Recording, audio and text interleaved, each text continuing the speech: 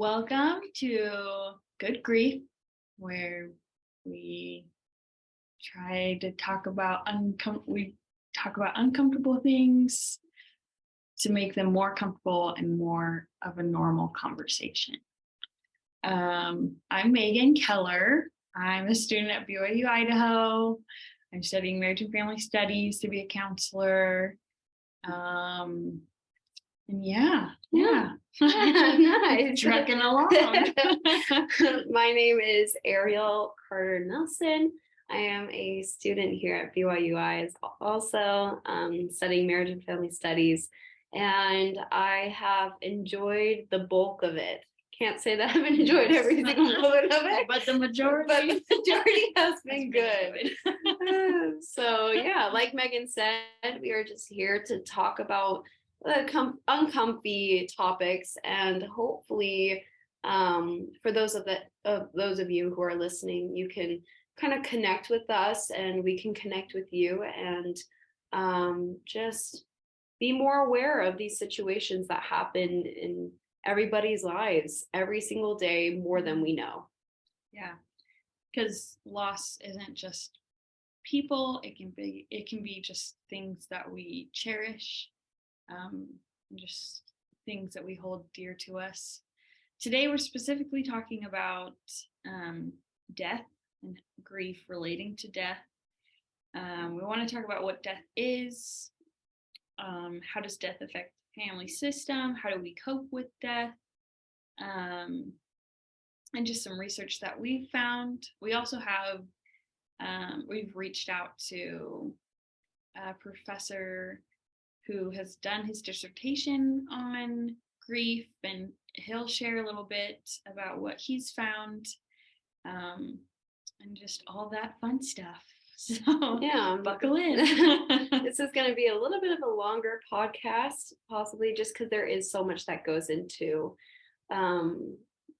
death within the family system, and it has a lot of effects on people. People might grieve a little bit more differently depending on the situation. Why might a family member die?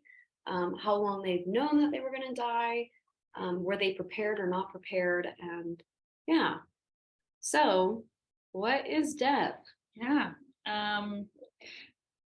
Just from what we've researched, we found a quote from Cleveland Clinic, and it says, "Death marks that moment in life when your physical body stops working to survive. You breathe your last breath, your heart stops beating, your brain stops, other vital organs, including your kidneys and liver, stop. All your body systems powered by these organs shut down too, so that they are no longer capable of carrying on the ongoing processes understood as simply living."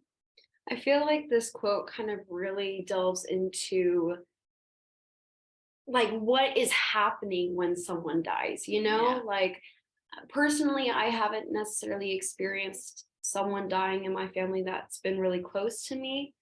And so when, I hear that someone died within my family, it doesn't really click for me. I'm like, oh, they're just asleep. Whereas if I were to actually see them while they're not living, I think it'd be a completely different story. It'd be like, whoa, like, why aren't they waking up? Like, what is happening right now?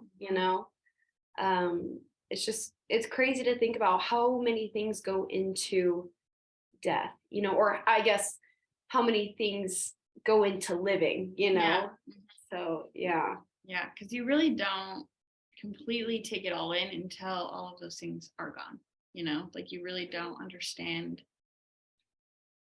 Like we were talking about this the other day, how you don't take into consideration what your hand does, or what your kidney does, or your heart. Like you don't truly understand and appreciate it until it just stops working.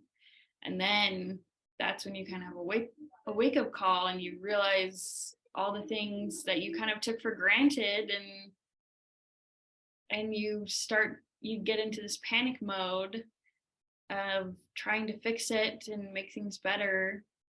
And it's definitely the same when it comes to people. When we have that close support system and then we lose a part of it, or it just stops working like it did before, it becomes, you kind of go into this panic mode, or even, depression or stress. And then it affects all of your other relationships. Yeah, I really like that thought about how, like, depending on the way that you viewed the person, how close they were to you, like, if that person is no longer in your life, now you have to completely rewire how you lived your life, Like, if you were to have, let's say your right arm, and all of a sudden that right arm is no longer there, you're like, holy crap, where is it? What am I supposed to do? Like, how am I supposed to live my life now? How am I gonna, brush my teeth when I can't squeeze the toothpaste on it? Like, there's just so many things that you have to now think about that you weren't previously thinking about. And it's a huge shock for people sometimes, especially if they didn't know that the death was going to happen. Yeah. And it can be even an adjustment when you do know it's going to happen, because that can be very chronic, and you kind of have to learn things over time and readjust. Like you said, you almost have to relearn how to do things, because either death has happened or death will happen, and it's hard. Either way, it's just heart-wrenching, and any adjustment is difficult, especially when it comes to death in the family. Yeah. So just to remind you guys, I mean, the bulk of our podcast, Good Grief, is to talk about grief. And so what is grief? Grief is associated with physiological stress, poor health, and an increased risk of mortality, depression, or drug consumption, which often implies a need for psychiatric intervention or medical help. And this is regarding loss. So whenever you lose something, whenever you lose someone, you are going to go through a grieving process, but grieving doesn't look the same in everyone. And it can be a range and spectrum of symptoms. Like stress can be shown or presented in a lot of different ways in people.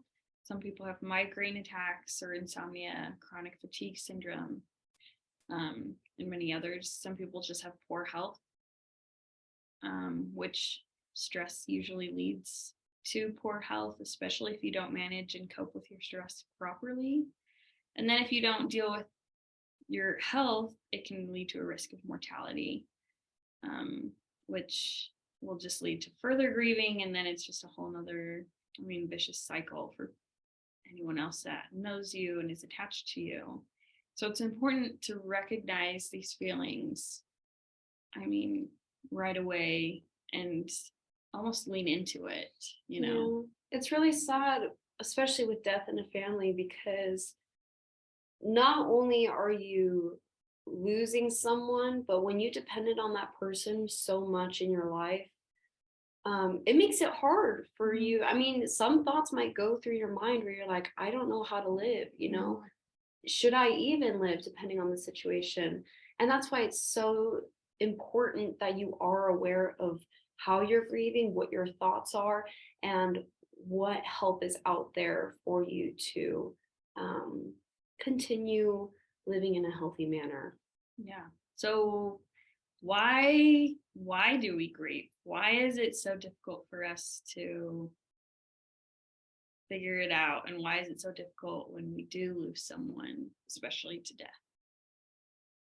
Yeah, you talked about the object relation theory. Did you want to go into that? Yeah. Oh, yeah. So this is something that I thought was really interesting. So I had a professor who works here at BYU Idaho, and he was talking about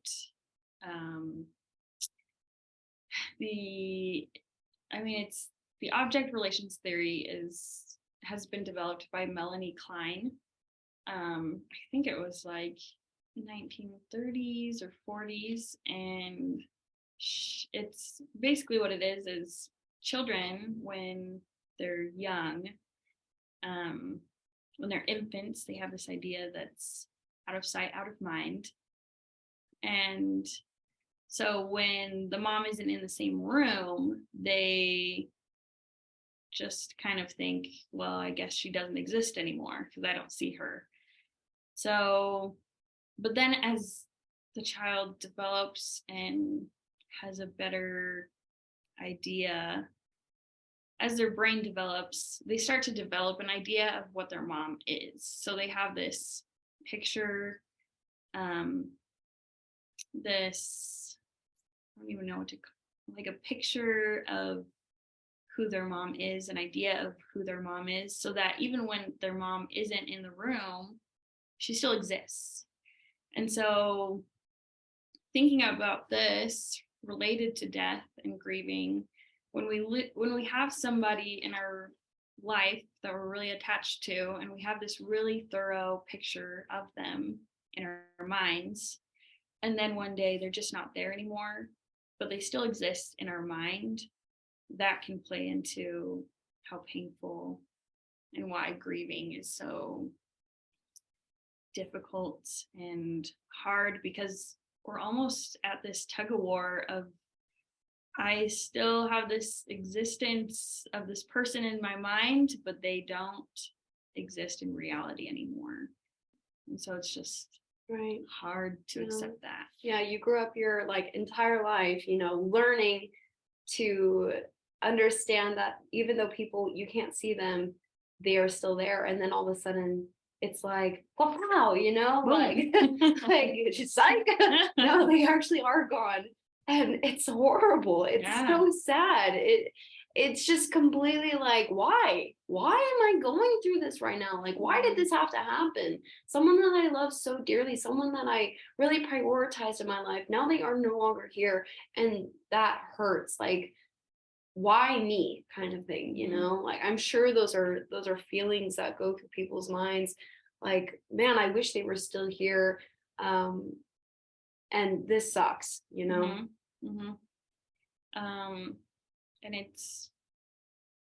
we have a quote that kind of describes the social emotion of grief.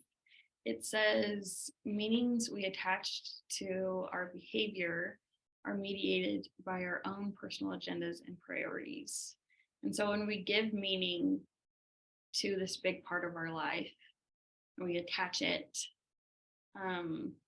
we obviously, when that person is alive, we prioritize certain things or personal agendas, or maybe we don't prioritize things, and it's a really big part of our life. So when that big part, when that person is just gone, not in existence anymore, at least in reality, they don't exist. Our personal agendas and our priorities have a completely new course, and they have to be adjusted, which can be really difficult when you have to adjust sometimes your whole life because of this loss. Yeah. So we wanted to kind of talk about the effects that death does have on families and individuals. And we kind of talked about, what grieving is, how people grieve, and how that grieving might look. But we also wanted to talk about what it might look like. And so we have some research here, a quote, and it says, it is estimated that around 4% of children in the Western world experience the death of one of their parents before the age of 18.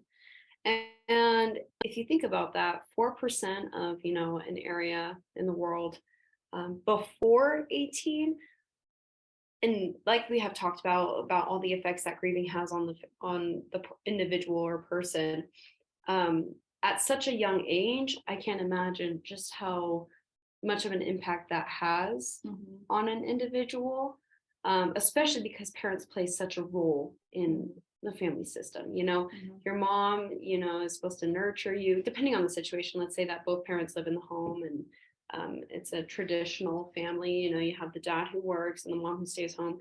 Your mom dies, now she's no longer there to nurture you. She's no longer there to feed you, clothe you, guide you through life problems. If your dad were to die, now there's no longer someone, making that money within the household. And you have to completely change the way that you live. So now no longer are you having 3 meals a day. Maybe you're having 2 meals a day because you can't afford to, have that much food in your life, and yeah, it's just your friend group might change, the school that you go to might change. Just all these environmental additions or variables are either flipping or are either non-existent now. And as a child, I mean, you develop based off of the stability that you have within your life. So yeah. And there's many different things that are just that play into how someone dies. I mean, when someone has a substance overdose, or maybe it's a physical illness or a mental illness or just natural causes. Sometimes it's a freak accident, sometimes it's natural disasters. Like all of these different things that tie into the death of someone also plays into the stress that is attached to that grief, which then plays into the family dynamics of how, because if it's a natural disaster and when you lose your home and you've lost maybe even a couple members of your family, it can be a completely just a whirlwind of emotions and adjustments and trying to figure out how to function on a physical level as well as just an emotional level. And I mean, it's physical and it's emotional, it's mental. There's just so many aspects that tie into when somebody dies, how they die, how am I going to grieve? It's just like there's so many layers for every single, different instance within every single family. Yeah. And like we've said, everyone grieves differently. There is not going to be one situation where you grieve the same, So if you are in a situation where a family member dies and you don't like to talk about it, you're not in the wrong for not wanting to talk about it. Some people just grieve in an avoidance. I can't speak. Avoidance way. I think it's called avoidance coping or something like that. And some people just end up, I think actually to show that men use that sort of coping style more than women do. And that is normal. The way that we all grieve regarding these different death situations, it is normal, but it really depends on, are you willing to look forward and learn how to like change your life in a way that allows you to progress, or are you going to keep reflecting on the situation and grieve constantly? It's good to grieve, but not for a very, very long period of time, because then you're not moving forward, you're not growing. And along with this, we reached out to a professor, and he has specifically done, his name is Dr. Ryan Dunn, and he did his dissertation on grief of young widows. And we just reached out and we asked him a couple of questions pertaining to grief and what he feels the definition of grief is, and how it affects the relationship dynamic. His personal experience that he's seen, and he has some really good info and research that we feel would be really good for everybody to hear. And it's about 16 minutes long, and we were going to go through and try and edit things, but it's all just so good that we hope that you listen to all of it, because it really is so meaningful, and there's a lot of really good evidence base about it, how it affects the family. And it's he made a whole presentation, and so if you guys have your phones or on your computers, please feel free to watch this, because it really does apply to what he's saying, and it helps us get a better understanding of what is going on. So here it is. So I appreciate being asked by Megan and by extension, my good friend Shawnee, about my research and my education and what brings me to a space where I spend time talking about grief. This is an interesting area to tell people that I specialize in. I have a PhD in family relations and human development. It was a degree that I completed at Utah State University after years out of academia. I've been a financial advisor for quite some time. And in the midst of planning and making money for people throughout their working years, and of course into retirements from those other objectives, there were a number of occasions in which the older members of families would pass away, and of course the estate would be handed down from one generation to the next, or from one spouse or partner to the other. And I found in those very difficult sets of circumstances so much joy and personal energy that I recognized out loud to my wife, maybe I should study relationships and not just what money does for families. And she was very supportive. I went back to school. And longer story short, going back to school awarded me this degree where I studied people. In the midst of that program, I ran into a number of different professors that noticed my interest in sharing the stories of lives of people that had influenced me along the way. And one of those stories was one that happened with one of my young planning couples, where an extraordinarily fit husband left one day on his bicycle to ride 30 or 40 miles each direction, just out for exercise. He got hit by a car and he was killed.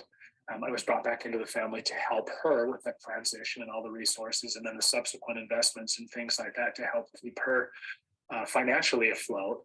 And it really sent me in a number of different directions on the meaning of interactions and how important they are, even after an individual is gone.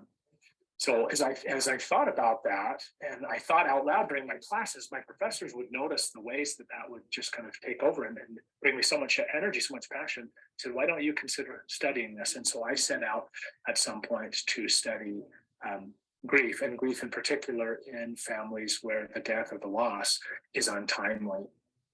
Now, when we think about death and loss, I think the first thing that comes to our mind is missing the individual who is gone. I think that is true, universally so. I think that it's as easy as finding an individual who gets to the end of a TV season, programs that they enjoy watching, and the filming is done. And whether the show is canceled or it's going to take 2 years for the next season to come out, there's a degree of grief that you feel. And though you may feel that's a little indecent for me to compare that to the loss of life, I'm suggesting that if everybody goes through that kind of an issue, you can't find your favorite candy bar at the store and it hurts a little. Why wouldn't it hurt when we're unable to spend time with the ones that we love from one day to the next after their passing? And so when we see that, we recognize that being universal, that probably wouldn't be the most difficult or deteriorating part of it. What that shows us is that depending on how that loss is received by individuals who remain, that's what becomes most difficult.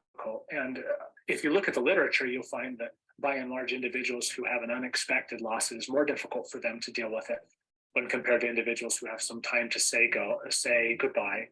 But in talking to individuals, my mother included, who right now is anticipating the forthcoming death of my father, his lungs are really failing him.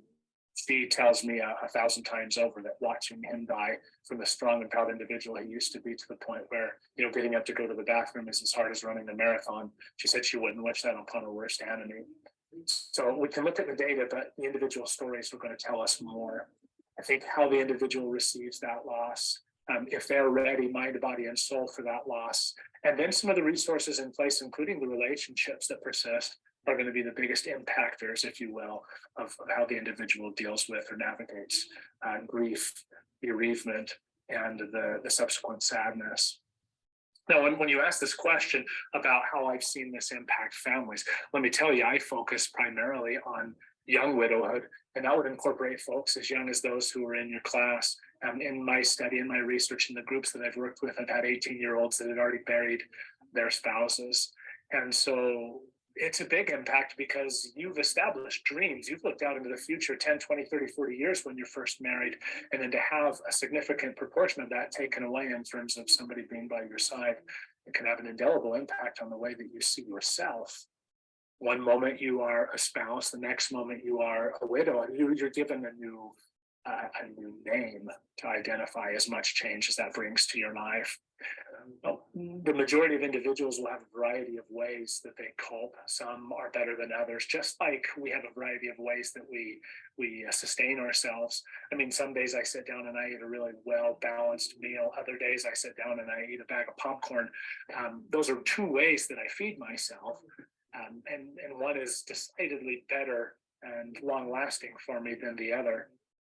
Grieving, coping, those kinds of things could be similar. And I find that the vast majority of that is with the screen you can see in front of you, done in the presence of other individuals. And so finding and being surrounded by supportive individuals, and of course, indeed, being supportive yourself can make a very big impact on it. I'm going to share a few graphic images and quotes with you.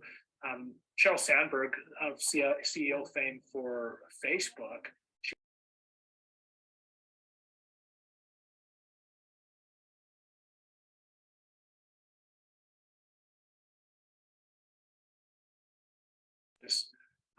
rituals, but she talked about some of the interactions that she had for good, for bad, and for ugly with others. One being a rabbi friend of hers who shared the following. He said, when things are difficult, and using the verbiage of her own books, he said, when it sucks, lean into that suck, because there's something about what's difficult in our lives that we can learn from it.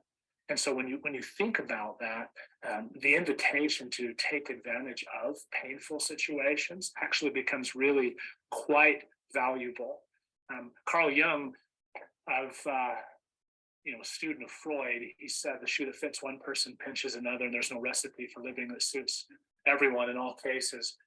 I can make some recommendations for coping, but I want you to be careful and not suggest these as the end-all be-all for all folks, because everyone's going to be quite a bit different as they navigate something that body, psyche, socially, and spiritually impacts us so intensely, like grief does. Now, I want to share this with you through the lens of relationship dissolution, meaning our physical presence together in a married relationship, when talking about widowhood, emotionally takes our legs out from underneath us for short and for longer periods of time. But grief, for many, has been shown to be the price we pay to be in love. When taken through the eyes of the physician and even leader of the Church of Jesus Christ of Latter-day Saints, Russell Nelson, when he said the only way to take the pain out of death is to take the love out of life, I want you to consider how many people would sign up for that. Love in our relationships is one of those things that we vulnerably take upon ourselves, knowing that at some point it is going to be painful. Whether that's a short or a long-term experience will be to be determined. Now, as a final few thoughts to talk about my study just a little bit, I want you to think through young widows' grief, recognizing that there are 1.5 million or more, depending on the census data you're looking at, widows or widowers, males and females who've lost their married partners to death. 2/3 happen to be women. The majority of those are older. Of course, most of you know widows in your church and civic congregations. They are probably sitting in a jazzy biker gang at the back of your chapels. I'm talking about those individuals not in these groups. If you're younger, they're likely to be juggling a number of different things, including work, school, training, and potentially parenting. And knowing that those things were there, as opposed to somebody who loses their spouse at 70, 80, or 90, and the family has moved on to other things and so forth, might that also impact how we deal with death and loss, etc. Now, because as Lee said in 2014, it's supposed to be a late life experience, I really wanted to highlight and focus on these young individuals and see, like Erickson described, how they were going to navigate the balance of identity, intimacy, and generativity, depending which and or all three of these they were dealing with most directly. Now, in your classes or any discussions you've had in the past on grief, there's no way you haven't at least seen Elizabeth Kubler-Ross's conversation on the stages of grief.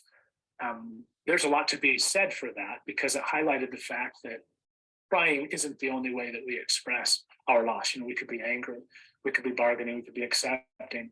But I like to look at some of the work that comes from Caserta and Associates and others, Strobe and Schutt in particular, in the literature. It talks about the fact that grief is more like a really energized ping pong battle back and forth between what was lost and what's now going forth into the future, restoring, my way of being normal, if you will. And of course, we recognize that's a new normal. It will never be the same as it was. But it's likely that an individual feels this back and forth like that ping pong game over and over all day long, every day. And so just because you don't see the widower or the widow crying, it doesn't necessarily mean that they aren't experiencing grief in that point. So how did I get a hold of these folks? Well, I submitted for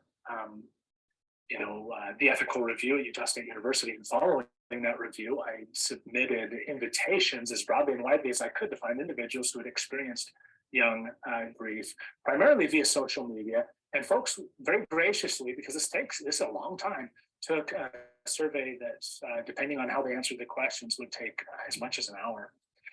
In the end, with enough data to identify the comparative differences, I had 232 individuals who completed it. On average, they were just over 40 years old. And that's reflecting on the time of the loss, of course. They may have been a little bit older when they took the survey. I had some folks who had been 2 weeks, and I advocated not to take it if it had been so recent, but some folks wanted to share what they wanted to share, and I wasn't going to say no to that. The largest subgroup of individuals had been about 2 years out from their loss, just so you're aware. But to highlight something interesting to you, if that's the case, the literature would suggest that 2 years hence, you would be kind of minimal in your extraordinary expressions of grief.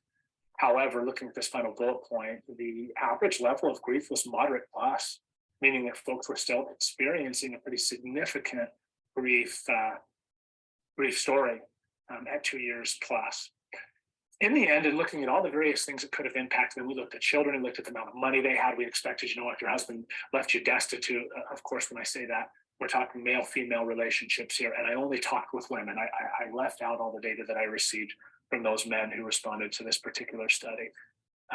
We tried to parse out what would impact the level of grief that they were experiencing, and we found that in that kind of ping pong model, those that were focused on the past or living in the past or pining over what was gone, that tended to increase their grief. When we look a little bit further, we find that individuals who have been in a relationship longer, that tended to decrease their grief. So if you were really young and you had lost your spouse, it was measurably, at least using this scale, more difficult for you to deal with it than if you had been married a long time, which was one of the things that we had predicted, that younger widows would struggle in a variety of ways. And then last but not least, individuals, when using Erickson's model, their intimacy score, that stage of relationship, if their relationship was better when they lost their spouse, they tended to grieve less or experience and express themselves in grief in such a way that they scored lesser on that stage. That doesn't mean a great relationship made it so you weren't sad. It just meant that some of the overarching and overtaking components of grief were not impacting you in such a measurable way. Now, when we think about that, it's kind of interesting. Here we have a conversation that suggests that focusing on the past and what was lost hurts you, but yet the strength of your relationship helps you in terms of what you're feeling. So coping mechanisms are actually going to be contrary to what most of what you and I actually lean into doing right away. When an individual cries, one of the first things we jump to do is grab a box of Kleenex, of facial tissues. One of the issues that we find in this is that tissues are representative of something very disposable. Can I get that off your face? Because if you cry, I'm going to cry, etc. And we know mirror neurons are going to invite us to do that all day, every day. It's not necessarily a bad thing. It's like built in to our creature. But I want you to think about it for just a second. Will wiping away the tears actually wipe away the grief? Or is what we just talked about a minute ago something very and potentially quite medicinal? Those things that are causing the tears to be there, i.e. the relationship that was there, are actually some of the most important features in helping the individual to navigate, to be strong with that loss, that death, that saying goodbye. So as we kind of wrap this up, there's a lot more that I could say. It's such a massively important feature of life to me, because we know we're all going to pass away at some point. How do we live such that when loss hits us, that we can navigate the challenges there even better? Well, it's to create better and establish and live better relationships now. And then when that relationship is gone, what's one of the best ways we can lean in to help somebody cope with, navigate, and live without that individual for a short or an extended period of time? I looked at Carl Jennings, who is in the world of funeral planning, things like that. He wrote this book, When We Must Say Farewell. He said, when we recall the grieving story that honors one's mate, we are at the same time validating their choice of a mate, their commitment to lifelong love, and the worthiness of their shared sacrifices and challenges.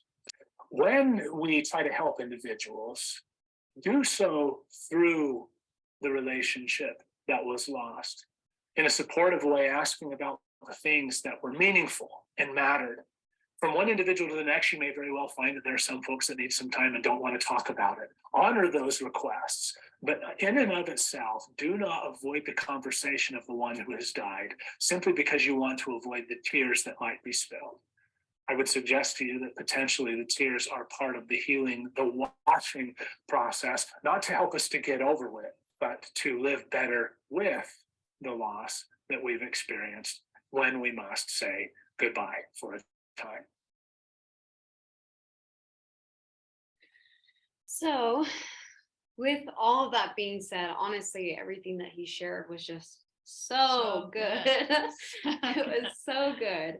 And if anything stood out to you guys, please feel free to comment down below some quote that he shared that stood out to you, or some coping mechanism that stood out to you. I mean, this last part where he talked about how we shouldn't avoid talking about the things that those who are grieving want to talk about, it helps them, it helps them grieve. And so I think our job, as those who are on the outside, we should be aware of where they might be in their grieving process and help them through that, through talking, or maybe not talking.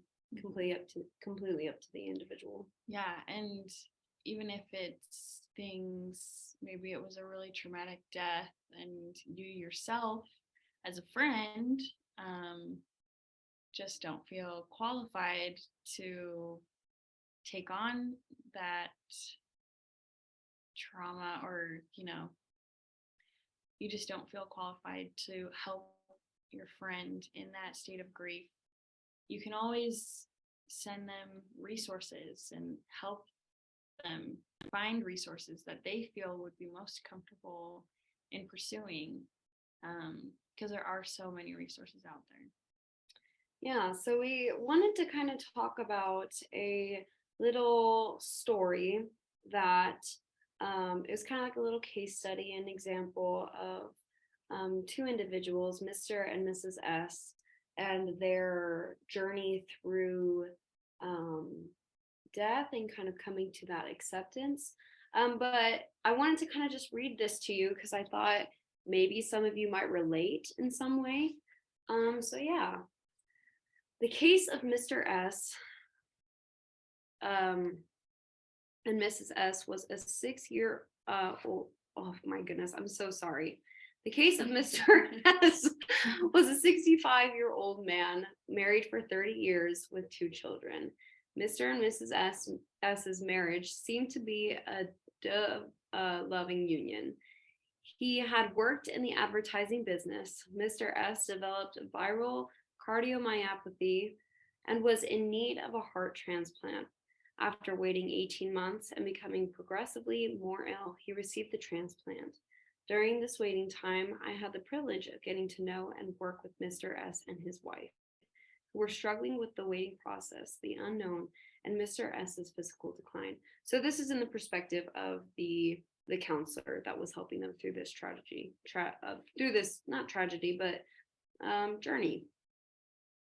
After the transplant, Mr. S did well, and he and his wife were able to resume their lives and experience quality time together, including the joy of becoming grandparents.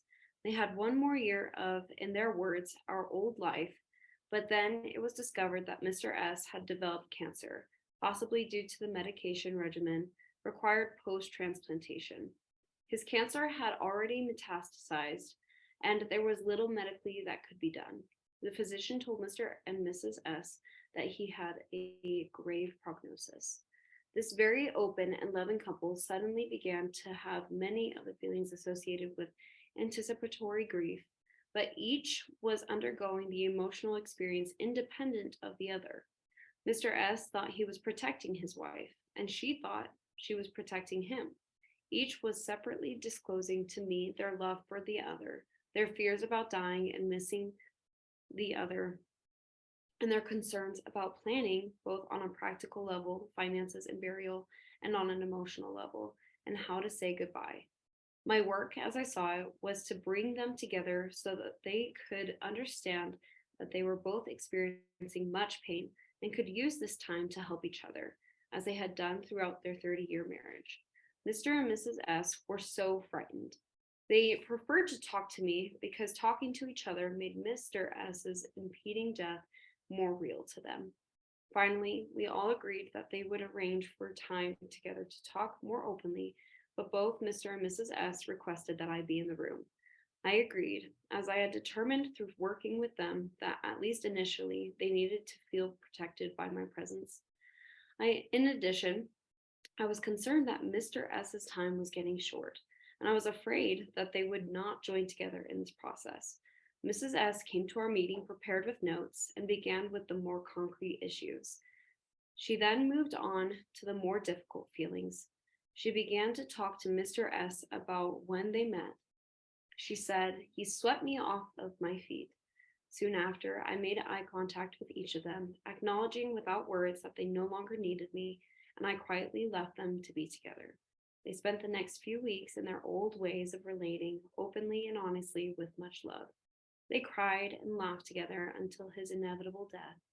Both said in the days before his death that the opportunity of having that experience together at that time was invaluable to them. So, yeah, Such a super, touching yeah, story. such a touching story, but really kind of dives into, I mean, the journey that they went through and what helped them grieve in a better way. I think Dr. Dunn kind of talked about, depending on the intimacy of the relationship, how long the relationship had been, and there was one more.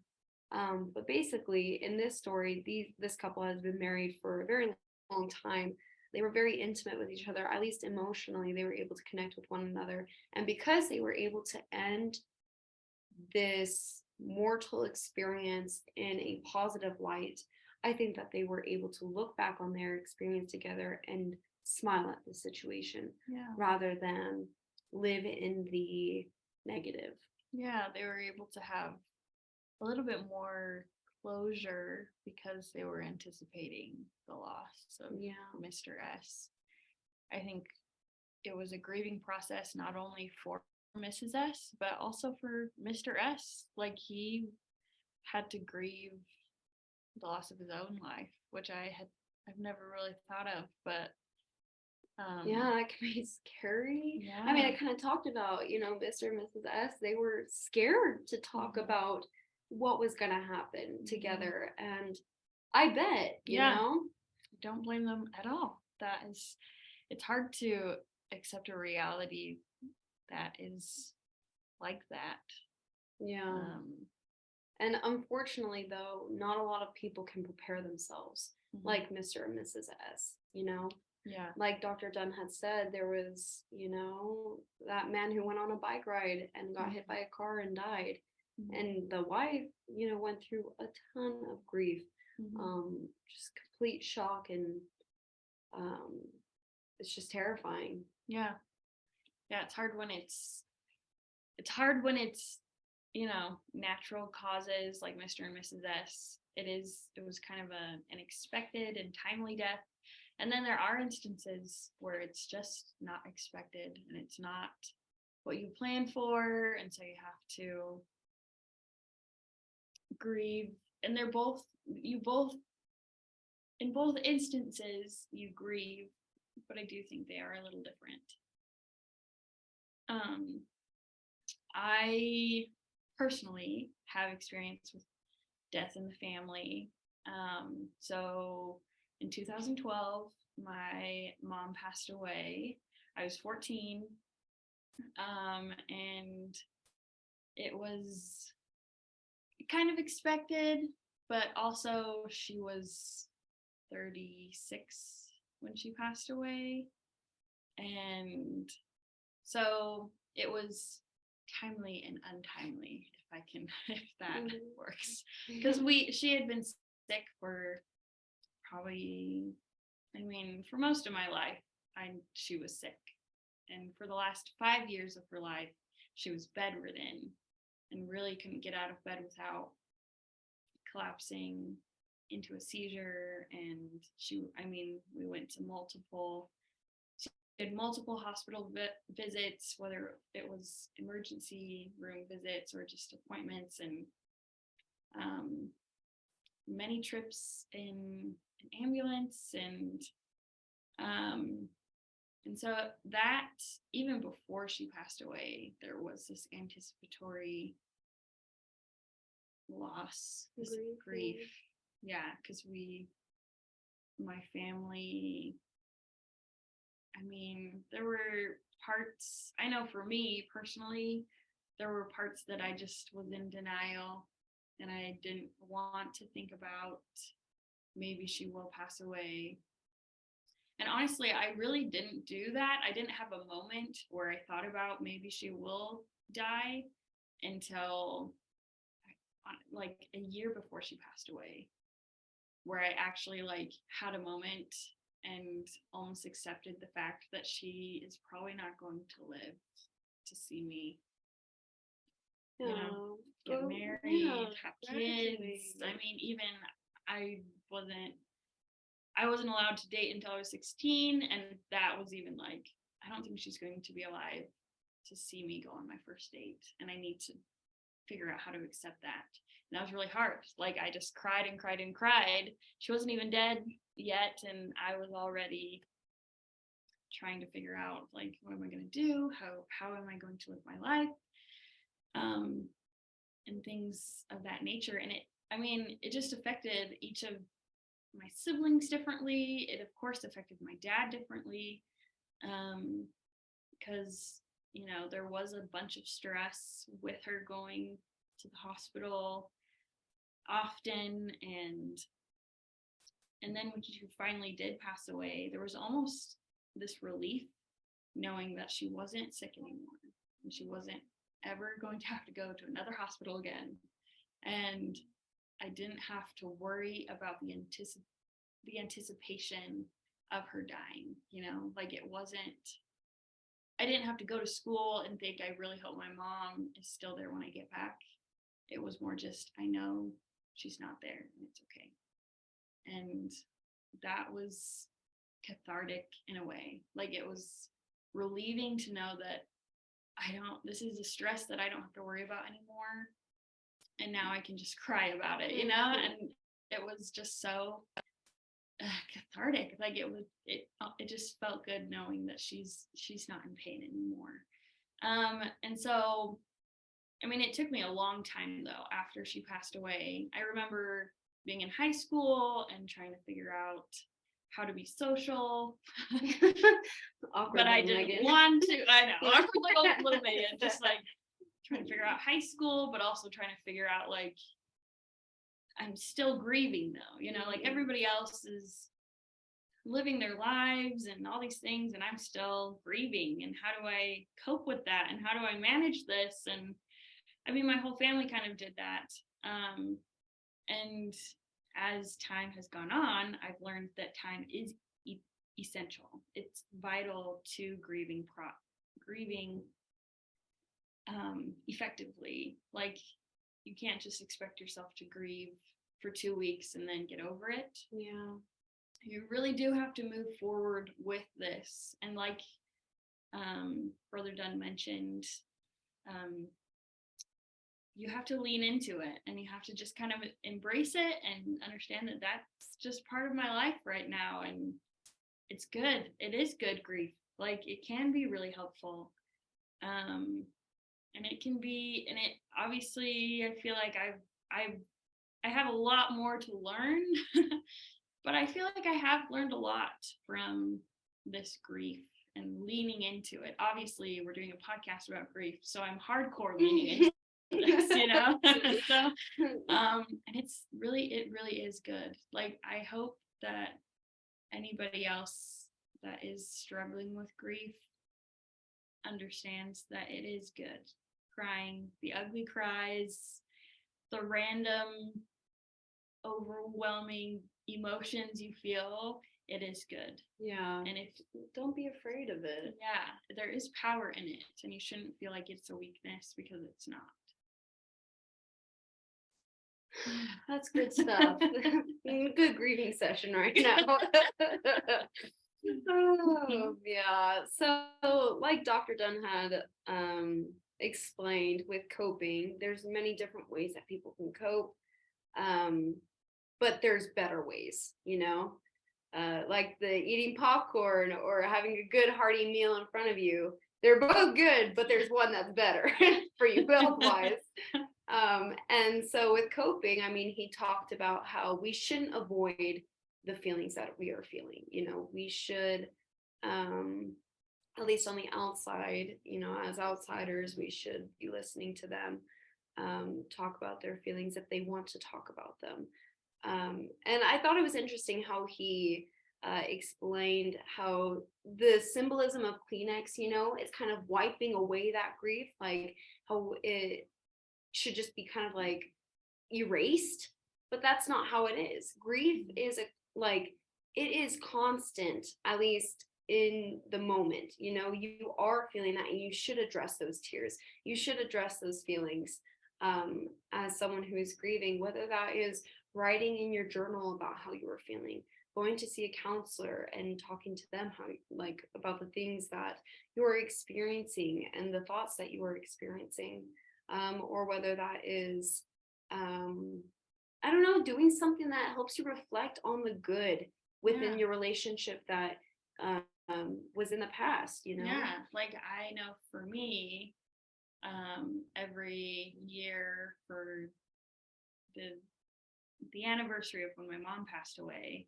I usually write a letter, and I write a letter just telling her about the stuff that happened that year and the stresses that I had. And I mean, it's hard to convey a whole year into a letter, but it's very therapeutic, like I cry every single time I do it, and it just feels good after, because I feel like I've been able to share a moment where it's just me and just my mom. And it obviously it's kind of painful, because it feels like I'm reliving those emotions all over again, but it's more cathartic than anything. Like, it really is. It's helped me a lot to embrace it and love it and hold on to it, because I do love the grief that I have, and it's part of me, and I love it. And I don't think of it as like I have to write a letter every year, or I have to cry every time, but it's like, this is something I get to do.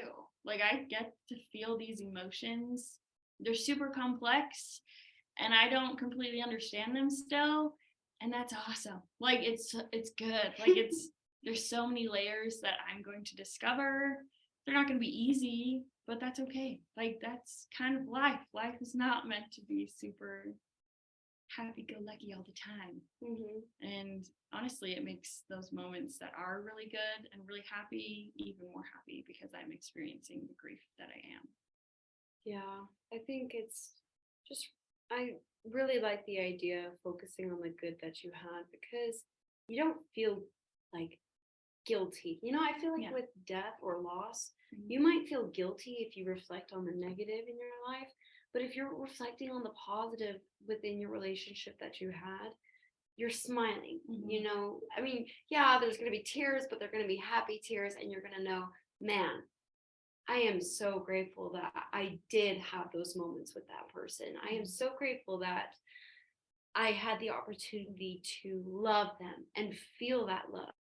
Some people don't get that opportunity to feel the just the pure love and charity within relationships. And so when you do have that, and you reflect on that, I think you can just recognize how special it is for you to have had that opportunity. Yeah, it's sad that it's no longer there and that you won't be able to experience it with this person at least. But you know that you have the opportunity to experience it with other people because you already experienced it, you know? Well, and it just makes that whole, when you do find someone else who's experienced grief, you almost feel like, oh my gosh, like somewhat relieved and somewhat like you want to learn how they've grieved, what their experience is like, and then you learn from each other, and then it's like this whole other like, wow, I didn't even think about that, like that's crazy, and I'm so sorry, and you develop this empathy that is unlike any other. I think empathy is pretty vital to having really solid relationships with people.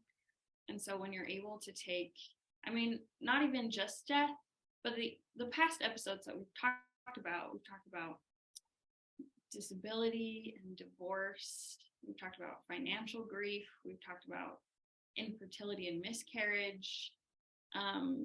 There's just this whole array of loss and grieving that you can connect with other people through, and on so many different levels, and it really brings people together to hold each other up and to strengthen each other and to just mourn with each other. We're able to really develop this empathy and therefore love each other for it. So with that being said, don't be afraid to talk about your experience. Normalize the uncomfy, yes. Like we always say in every beginning of our episodes. Just know that we are aware of you, and there are so many other people that are aware of you. And